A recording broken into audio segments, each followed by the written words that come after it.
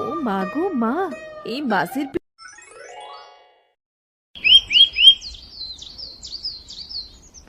বেনিপুর নামক এক ছোট্ট গ্রামে বাস করত এক জেলে। তার নাম ছিল দিনু। স্ত্রী ইভা আর মেয়ে টুসিকে নিয়ে তাদের সুখের সংসার। দিনু মাছ ধরত আর তা বিক্রি করে তাদের জীবিকা যাপন করত।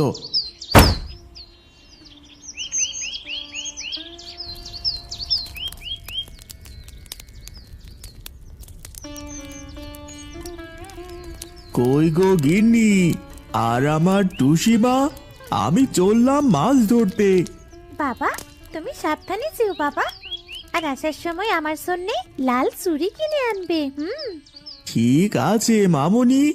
এই বলে দিনু কাঁধের ওপর জালটা নিয়ে চলে গেল নদীর ঘাটে।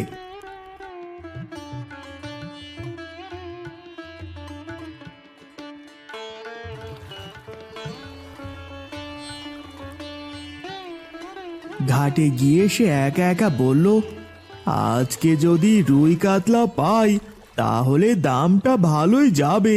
এই নদীতে তো আগে কখনো আসিনি মাছ ধরতে, দেখি আজ কি মাছ পাই।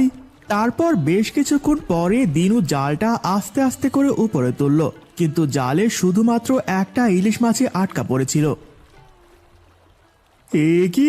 আরে রুই কাতলা তো ধরা দেয়নি, শুধু একটা ইলিশ, তবে মস্ত বড় একটা ইলিশ। আমাকে ছেড়ে দাও গো, আমাকে ছেড়ে দাও। ও বাবা, এ মাছ যে আবার কথাও বলে, কি কাণ্ড! এমন সময় ওই নীল ঝলমলে নদীর জল থেকে উঠে এলো এক জলপরী। ছেলে ভাই, ও ছেলে ভাই। কে? ও মা, কে গো তুমি? আমি হলাম জলপরি। শোনো তুমি ভাই, তোমার হাতের ওই ইলিশ আবার চাই। মাছটিকে জলে ছেড়ে দাও, বিনিময়ে বলো, বলো কি চাও। কিন্তু কেন? মাছটিকে আমি ছেড়ে দেব কেন গো? ও এক রাজকন্যা, সাধু বাবার অভিশাপে ইলিশ মাছের রূপে ও এই নদীতে বাস করে। তুমি ওকে মেরো না, আর তুমি যদি ওকে আবার জলে ছেড়ে দাও, তুমি একটা অবিশ্বাস্য উপহার পাবে গো। সত্যি বলছো জলপরি? একদম সত্যি। ঠিক আছে, আমি এই মাছটিকে আবারও নদীর জলে ছেড়ে দিচ্ছি। এই বলে দিনু সেই ইলিশ মাছটিকে নদীর জলে ছেড়ে দেয়। মাছটি ছেড়ে দিতেই জলপরি উধাও হয়ে যায়। আমার উপহার? এ কি? কোথায় গেল জলপরি? সে কি আমায় মিথ্যে বলল? তবে যদি সত্যি হয়, কোথায় তোমার উপহার? তারপর দিনু মন খারাপ করে বাড়ি ফিরে গেল।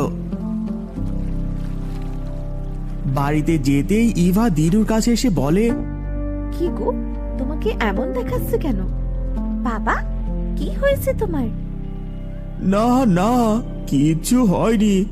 এই আজ আর কোনো মাছ পাইনি তো তাই। তবে একটা ঘটনা ঘটেছে। তারপর দিনু সকল ঘটনা তার বউ আর মেয়েকে খুলে বলল।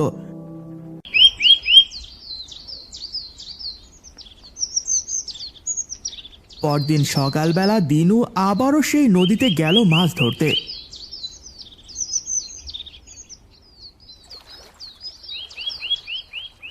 কি জানি আজ আর কোনো মাছ পাবো নাকি, তবে আজ যে মাছই পাই, আজ কারো কথায় সেই মাছ আমি ছাড়ছি না। এই বলতে বলতে দিনু তার জালটিকে কাঁধ থেকে নিয়ে নদীর জলে ঝপ করে ফেলল। মনে হচ্ছে জালে নিশ্চয়ই কিছু মাছ ধরা পড়েছে, দেখি উঠিয়ে।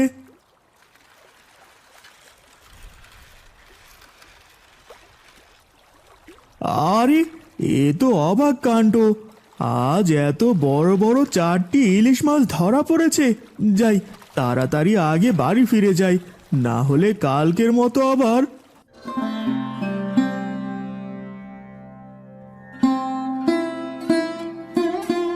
গিন্নি, আরে ও গিন্নি, গেলে কোথায়? দেখো কত বড় মাছ ধরে এনেছি। বাবা, আমি এই বড় ইলিশ মাছটা খাবো। আচ্ছা মা, ঠিক আছে। গিন্নি শোনো তবে, এই ইলিশ মাছ আজ আমরা সবাই মিলে খাবো, আর বাকি 3টে বাজারে নিয়ে যাব। আচ্ছা বেশ, ঠিক আছে। মা, ও মা, মাছটি কেটে দেখো না, ডিম আছে নাকি মাছের পেটে। আচ্ছা বাবা, দাঁড়া। এই বলে দিনুর বউ ওই ইলিশ মাছটিকে কাটে। কাটতে সোনার ডিম বেরিয়ে আসে। ও মা গো মা, এই মাছের পেটে যে সোনার ডিম গো। কই গো টুসির বাপ, এসু দেখো দেখি। এ কি অবাক কাণ্ড! সত্যি তো, এ যে মাছের পেটে সোনার ডিম। গিন্নি, শীঘ্রই বাকি মাছগুলোকে কেটে দেখো। তারপর দিনুর কথায় বাকি 3টে মাছগুলোকে কাটলো তার গিন্নি। অবাক করা বিষয়, সবকটা থেকে সোনার ডিম বের হয়। এই যে সব মাছে সোনার ডিম, তাহলে এটাই উপহার জলপরীর। গিন্নি, আমি গেলুম এইসব সোনার ডিম বাজারে বিক্রি করতে। এই বলে দিনু ইলিশ মাছের সব সোনার ডিমগুলো বিক্রি করতে নিয়ে যায়, এবং তারপর থেকে তারা অনেক ধনী হয়ে যায় ও সুখে শান্তিতে দিন কাটায়। আর নদী থেকে মাছ ধরে সেই মাছগুলো গরিব মানুষের কাছে অনেক কম দামে বিক্রি করে দিত।